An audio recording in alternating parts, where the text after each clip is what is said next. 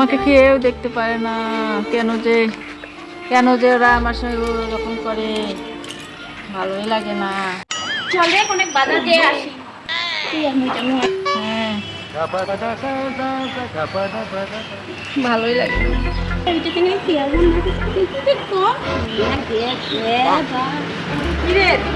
কি বলতেছিস?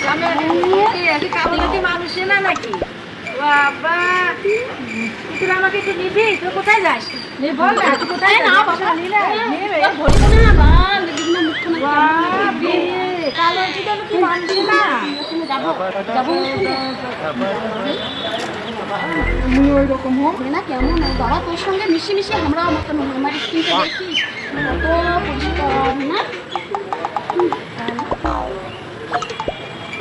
ভগবান আমাকে এত কেউ আমাকে নেয় না সাথে, আমাকে কেউ নেয় না ভগবান।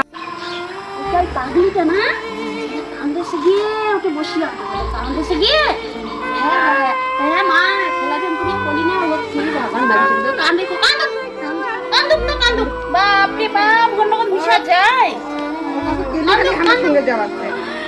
দেখিলে এলাকা বাইরে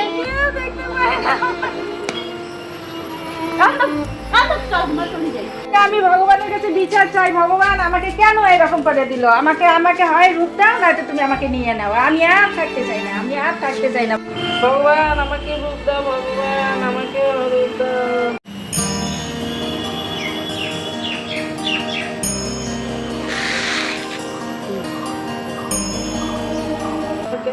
আর কালো রাখো না ঠাকুর, আমাকে রূপ দাও। বল কি হয়েছে তোর? কি চাই? আমি রূপের দেবী বলছি। কি চাই তোর? কি হয়েছে? এত কিসের কষ্ট তোর?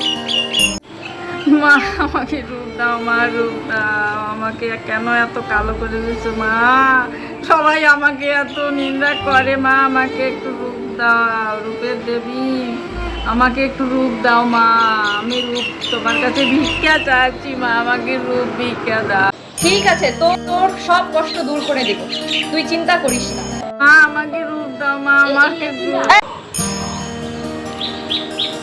এই নে, এই গামছা ভিজানো জল খাবি, তাহলে তোর সব সমস্যার সমাধান হয়ে যাবে। তথা ধন্যবাদ মা, ধন্যবাদ রূপের দেবী মা, আমাকে রূপ দেওয়ার জন্য অনেক ধন্যবাদ মা, অনেক ধন্যবাদ। দেখি এখন আমাকে কে কি বলে। এখন আমি আগের থেকে অনেক সুন্দর হয়ে গেছি, এখন ওদেরকে আমি পাত্তাই দিব না। এখন ওদের থেকে আমার এখন অনেক রূপ, আমি এখন ওদেরকে পাত্তাই দিব না। ওরা আমাকে কি নেয় না, নেবে না, এখন আমি আর এখন ওদেরকে নেব না। ওইটা সেই পাগলিটা না? হ্যাঁ এত সুন্দর হয়েছে মা তোর পাগলি গোয়া যাবে না। তোরা তো আগে আমার পাত্তাই দিসনি। দেখ এখন আমার চেহারা, হ্যাঁ তুই তোরা তো আগে পাত্তাই দিসনি, এখন আর আমি আর তোদেরকে পাত্তাই দিব না। মা এত সুন্দর হয়েছিস। এত সুন্দর আমি আগে থেকে এর আগে তো আরো সুন্দর ছিলাম। এটা সেই সুন্দর হয়েছে, দেখি তুই কেমন করে এত সুন্দর হলো। স্যার আমাকে ধরবি না, তোরা আমাকে তো আগে পাত্তাই দিসনি। ওই বাবারে তুমি না দেখ কেন তোদেরকে বলবো রে? কিভাবে কেমন করে তুই এত সুন্দর হলো? তোদেরকে কেন বলবো? মা মুখটা দেখা যাবো না এত খুশা দি বাবা। স্যার আমাকে ধরবি না, ছাড়। দেখি ওরে বাবা ঠিক আছে আসিব না তো আমার সঙ্গে? থাক আমরা চলে যাই আমার সঙ্গে আর আসিস না। ওরে এত বড় সাহস! আমি ওকে রূপ দিলাম আর ও সেটার অপব্যবহার করছে। আমি তোকে অভিশাপ দিচ্ছি, তুই আবার আগের জায়গায় ফিরে যাবি, তার থেকেও বেশি কুৎসিত।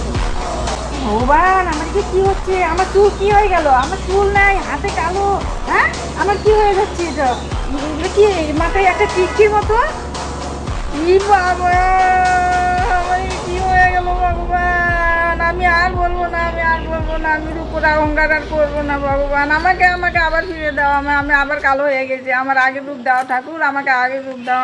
আমি আর সহ্য করতে পারছি না ঠাকুর, আমি অহংকার করছি, ভুল করছি ঠাকুর, আমাকে ভুল করছি, ক্ষমা করে। কি হয়েছে রে তোর? তুই ভালোই ছিলিস, এই যে এত কালা হয়েছে কেন? আমাদের আবার রূপ আবার নিয়ে নিচ্ছে, আমার আগে দিয়ে গেছিল আবার রূপ নিয়ে নিচ্ছে। রূপের অহংকার করছি না, তার জন্য আমাকে এরকম অবস্থা হয়ে গেছে। আবার ভগবান আমাকে অভিশাপ দিয়ে আবার আমার নাচুর আর গায়ের রং সব আবার নিয়ে নিছে আবার সেই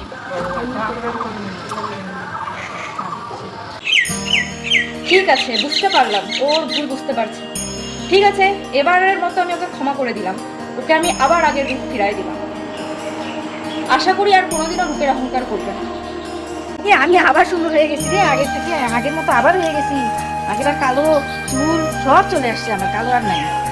ধন্যবাদ রূপের দেবী, আমি আবার আমার ভুল বুঝতে পারি, এখন আমি খুব খুশি। আমাকে আশীর্বাদ করো, আর আমি আর এরকম ভুল করবো না।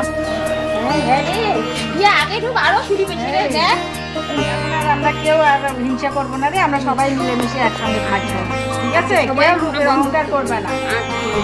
আমিও আমার ভুল বুঝতে পারছি। চলো,